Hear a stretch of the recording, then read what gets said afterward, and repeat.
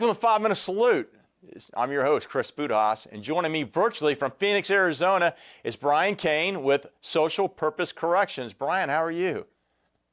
I'm well, Chris. Thank you for the invitation to your show. It's an honor to be here. No, it's an honor to have you. You know, the CEO, he wants to give back to the veteran community, and he asked me when I was working with a nonprofit myself to reduce school violence, he goes, how can I give back? And I said, well, you know, you're in the marketing space, you're in TV space. If you have time to allot for our veterans to tell their story, I think they'd appreciate it. So thanks to you for taking the time. So Brian, can you tell the audience where you're originally from and what you do in the military?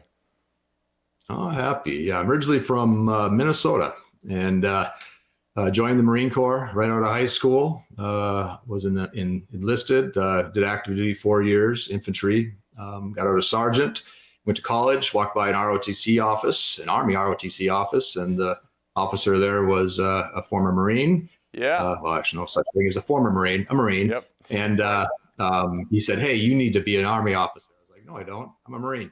Well, he talked me into it and ended up getting commissioned in the Army as a reserve Army officer. Yeah. Well, thanks a lot. I appreciate your service. Ironically, I was enlisted, I was an officer Marine, and then an Army officer asking you to join the Army when you're a former Marine, it resonates with me. So that's so funny.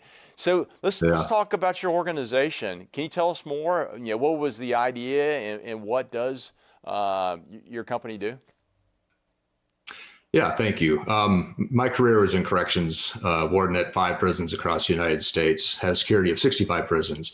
If you look at the outcomes of U.S. corrections, if you give it a report card, it's F all the way down, 2/3 fail rate. Veterans, 15 to 20% of those incarcerated are veterans, which is that's scary, concerning considering what 6.2 of the United States are veterans. So, being in the problem as a facility leader, as a warden, understanding root cause, and seeing that the current culture was restrictive to good leaders who wanted to make a difference, I decided to create the world's United States first full-service nonprofit that operates prisons and jails under an outcomes-based contract model. So we're new, we're unique, but we're going to solve the problem. That's huge. And how long has your nonprofit been around, and where are you guys located at now? Are you national, or are you mostly concentrated in the Southwest? No, we're national. We're a little over 3 years old. We're still young.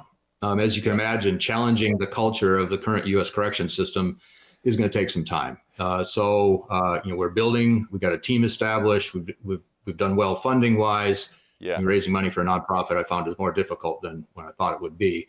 But yeah, we have a holistic solution that's completely different than anything we do in the United States, that's based off of safety, security, but giving people a fair chance that were incarcerated so they return to society as productive members. That's huge, right? It's kind of like we always talk about in society how teachers don't get paid that much, and then we look at our systems, our prison systems, and then we wonder why we have such a high recidivism rate. I can't talk this morning, but yeah, it's pretty amazing. Recently here in Jacksonville, Florida, a couple years, it started recently. Well, it started a couple years ago, but recently I did an interview with an individual about the Veterans Treatment Court because Judge Floyd here locally saw, former Marine himself, he saw that, hey, there's a gigantic number of veterans that are getting incarcerated. So ability to, for those that didn't commit heinous crimes, to get some rehabilitation under a veteran mentor, and then if they get through the program after a year, can have their record expunged. So, man, that is a scary number, the amount of veterans that are incarcerated. It makes you wonder why. So I imagine we're talking about local, state, and federal prisons are typically your clients, correct? Correct. Yeah. Surprisingly, there's more veterans incarcerated in state systems than in the federal system. Not quite sure why. But yeah, we are a national solution that's focused on prisons, jails, community corrections, and actually medical within corrections as a nonprofit. We're not motivated by making the return. I used to work for private corrections, so I know how much money contract corrections can make. And I saw the money going to Wall Street, which I have no problem with, but in corrections, it's perverse incentive. I mean, we need to take efficiencies within corrections and reinvest the money back into helping people. Correctional officers first. If the officers are unwell, the system's unwell, and recidivism is not going to change. And as an interesting tidbit of information, the average lifespan of a correctional officer in the United States is 59 years old. Oh, really? The occupation kills people. No kidding. Wow. That's again, another scary thing we don't really talk about with society. So how do folks find social purpose corrections? Yeah, thank you. Our website's the best way, spcor.org. We have a pretty complete website, so please take a look at what we're doing.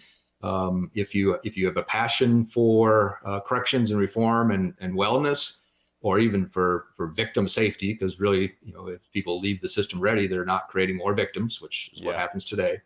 Look us up. For volunteers, if you're interested in donating, we'll never turn that down. But help us. Now that's huge. It's funny. I again, doing some nonprofit work myself. One was a nonprofit. We're trying to reduce active shooter and school violence, and I found, I told a few people, starting your own nonprofit is not a hard thing to do on paper, but actually running one is extremely difficult unless you're independently wealthy.